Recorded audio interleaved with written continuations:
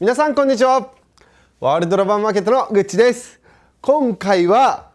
用具の卓球知恵袋をやりたいと思います。ですね、今日はですね、自分のプレーを最大限に活かす3つのラバーの選び方を皆さんに紹介します。ラバーの選び方でうまく成功している方、ラバーをうまく利用して卓球が強くなっている方は、だいたいこの3パターンで選び方をすると、手堅く強くなりやすい、そして勝ちやすいのかなと思います。今皆さん自分が使っているラバーですね、ラバーはちゃんと本当に今自分に本当に合っているのか、フォアとバックそれぞれ本当に自分にこの選び方合っているのか、もっと合っているのがないのかっていうのを考えた結果、今日の3つの選び方をやるとかなり近いものが選べますので、ぜひやってみてください。まず1つ目、自分に合う、自分のプレーを最大限に生かす。1つ目、それは1つ目は欠点を補うラバー選びをしてください。これ非常によくありますね。やはり自分の中で力がないからラバーが飛ぶものがいいとか、回転が自分ドライバーあまりかからないから回転のかかるラバーがいいとか、そういった自分の短所、苦手なしている部分、弾みがない、回転がない、そういうちょっと苦手にしている部分をラバーで補ってやるという考え方ですね。もしくはラバーのその引っかかりの強さで自分の短所を長所まで引き上げることができるというやり方になります。もう結構私に来る相談の悩みで非常に多いですね。一番多いかもしれないですね。一番欠点がやっぱ長所と短所だとやっぱり日本の方ってどちらかというとやっぱ苦手な方をやっぱこう完璧にしたいという考え方が非常に強くてですね。なのでどちらかというと長所を伸ばそうというよりかは短所を伸ばそうとする用具選びをする方が非常に多い。私は回転プレーが得意でスピードプレーが苦手。でも結構弾むラバーを使えばスピードプレーが生きるようになると思います。スピードプレーが生きます。スピードプレーが生きてで得意の元々の回転もちゃんと自分の自力でかける感覚があるので回転プレーも活かせる。要するに穴のない選手になるんですよね。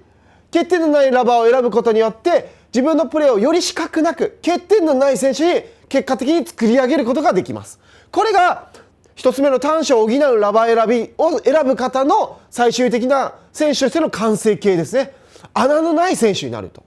いう感じになります。なので非常に卓球の選手としてはバランス、スピードプレー、回転プレーどちらも使えるオールマイティに卓球が強い正統派のドライブマンになるということですね。なので一番ある意味欠点を補うラバー選びっていうのが一番多い選び方だったりするんです。安定しないとかでもいいですね。安定しやすいラバー、安定しにくいラバーっていうのがありますので、自分は安定プレーっていうのが苦手で一発の余力はある、はったりその一発プレーは多いで自分は安定してない。だったら安定させるために安定系のラバー、引っかかりのいいラバーを使う。でそこで引っかかりのいいラバーを使ってドライブの安定系を測れば元々の威力系が生きながら長所が生きながらそのまま短所が長所まで持ってこられると、引き上げられるという感じで、超万能な強い卓球のドライブ選手になるという感じですね。なので短所を補うラバー選びって非常に重要だったんですよね。はい、そして今度は自分のプレーを最大限に引き出す2つ目のラバー選びですね。2つ目は今度は長所を伸ばすラバー選びになります。これはですね、よくあるんですけど、自分は例えば回転系ドライブが得意だからもっと回転のかかったドライブをもっと得点源にしたい。自分は回転が主だからもっと回転のかかるまでその回転で圧倒して点数を取っていきたいという形のプレイヤーです。結構これも多いですね。で実はこんなやり方、長所を伸ばすラバー選び、実は私がやってるラバーの選び方です。私の長所は回転をかけたドライブです。回転量の多さで勝負をしています。で私の短所は威力がありません。威力というか威力あるんですけど、スピードがないですね。ボールスピードはそこまでありません。なので私の短所はスピードがないということにします。でそうするとですね、私はさっきで言うと欠点を補うためには弾みを出さなくちゃいけないんですけども、そしたら正統派ドライバーになりますね。私の今の回転プレーに弾みを付け加えたら正統派ドライバーで、私は今2つ目の長所を伸ばすラバー選びをあえてやっています。でそれは何かというと、もう短所のスピードはもう私は捨てています。捨ててる。でむしろ捨ててる方が捨てて、でもう思いっきり回転の方にオンリーワンの方に持っていっちゃってる。より強氷とかメイスブルーとかそういう回転系、あとはラザンドのパワーグリップとかもうめっちゃかかる系、もうオールラウンドにできるというよりかはもう超オンリーワンの性能を持っているラバーを俺は選んで、めっちゃかける系のラバーで自分もめっちゃかける。で長所をさらに伸ばすっていう感じの戦い方を私はやっています。でこれでやると結構オンリーワンの線型になりやすいんですよね。先ほどは短所を補うラバー選びをすると、1つ目の選び方すると万能な正統派なバランスのいいドライバーになるって言ったんですけど、この2つ目の長所を伸ばすラバー選びをすると個性あふれるプレースタイルになります。個性あふれるっていうか、もう特徴のあるプレースタイルですね。で私は一見ドライブマンの正統派に見えますけども、実は超回転スタイルです。超回転、超ループ、超ちょりちょり、超めっちゃかけまくる感じなので、あえて私はこの短所が遅ければ遅いほど、逆に私はこの長所の回転を引き出せやすいというふうに考えてますので、なのでとにかく回転さえ強ければ欠点も消えてしまうと。欠点のスピードを出さなくても回転でスピードが出るので、欠点が補われるんですよね。そういう意味で長所を引き出せば、長所を出せば出すほど欠点が見えにくくなる。長所が強ければ強いほど欠点を潰してくれる。欠点をこう下に長所が覆い隠してくれる。回転が強ければ強いほどスピードがなくても回転があれば相手が飛ばしてくれます。ミスしてくれます。で回転があればあるほど安定してくれます。なのでスピードがなくても卓球っていうのは安定した連打、安定して卓球で勝つためには結びつくという感じになります。なので本当トップ選手はスピードとスピードのバランスが必要ですけども、一般の私たちぐらいのレベルの選手であればこういう長所をとにかく伸ばしたようなプレー用具選びってもありなんですよね。例えば私が守備が苦手、ブロックが苦手だとします。ブロック苦手。そういう時ってどうしたらいいかっていうと、全部ドライブ攻撃で打つスタイルだったらもう自分の長所はドライブです。だったらドライブしまくれば守備をする時間ってなくなりますよね。ひたすらドライブをかけ続ける。自分の得意なドライブをどんどんの長所をどんどん生かすプレーをしまくると、自分の苦手なブロックがどんどん減る。本数が減る。なので結果的に長所ばっかやれば卓球は勝ちやすいですよね。当然ですよね。その短所のプレーが多くなればなるほど試合って負けやすいですよね。でも長所のプレーがいっぱい出てる時って必然的に調子がいい時だったり、勝てるシーンってそういう場面ですよね。競って勝ってる時ってひたすら長所がいっぱい出ているシーンだと思うので、要するにですね、長所を伸ばすラバーというのは直接勝ちにつながりやすいことが多いですね。なので長期的に見れば本当はオールマイティに育った選手の方がトップ選手がオールマイティに育った方が強くなりやすいんですけども、一般の選手では練習時間が確保できない、もしくは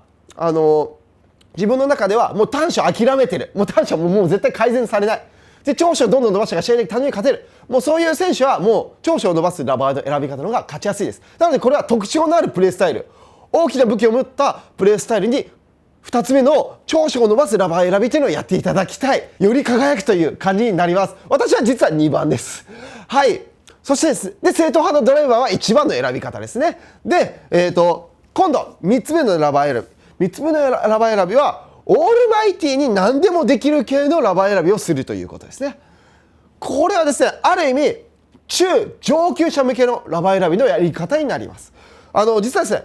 自分の長所と短所がない選手いますよね。なんていうんですかね、長所と短所がない選手っていうのは要するにどういうことかっていうと、バランスのいい選手はですね、何でもできる。フォアのドライブ、バックのドライブ、もうどちらも安定してるとか、ミートも OK、ドライブもかけられる、もうスピードもスピンもコントロール、もうスピードスピンコントロール、全てがバランスよく整った、ある意味感覚としてはかける感覚、弾く感覚、入れる感覚などのコントロール、全ての感覚をもう全部高い位置で整ってる選手、要するに上級者のドライブマン選手、そういった選手にはある意味オールマイティに何でもできる系のラバーをフォアバックに貼っていただくと、そのままオールマイティに性能が上がるという感じになります。で、要するに自分の何でもできる卓球がそのまま何でもできるラバーで引き立つという感じですね。なのである意味強い選手はこういうオールマイティなラバーをある意味オンリーワンの性能めっちゃかかるとかめっちゃ弾むとかそういうのじゃなくて、オールマイティに何でもできるラバーを選ぶことによって回転もかかってスピードも立って安定もするという、こういう3つのバランスを取ったようなラバーをトップ選手は好むんです。全ての感覚が備わっているので、もうどんなラバーを選んでも回転がかけられるし、どんなラバーを選んでも弾くことができるし、どんなラバーを選んでも入れることができるんですよね。なので要するに何でもトップ選手は何でもやらなくちゃいけない。ブロックもしたり攻撃もしたり、もう何でもやる場面がいろんなシーンが展開されますので、オールマイティにできるラバーの方がいいんですよね。単純に3つのオールマイティなラバーを選ぶというのは中上級者にとってはよりさらに自分のプレーを全面性を輝かせるために必要な選び方だったんです。欠点を補うっていうのは、例えばこちらで言うと、スピードの欠点を補いたいときはプラクソンシリーズとかですね。スピードの欠点を補いたい。あとは回転の欠点を補いたいときは、強氷とかメイスブルーとかラザントパーグリップとかありますね。で、何でもできる系はこうエボリューション ELS とか MXP とかエボリューション系になりますね。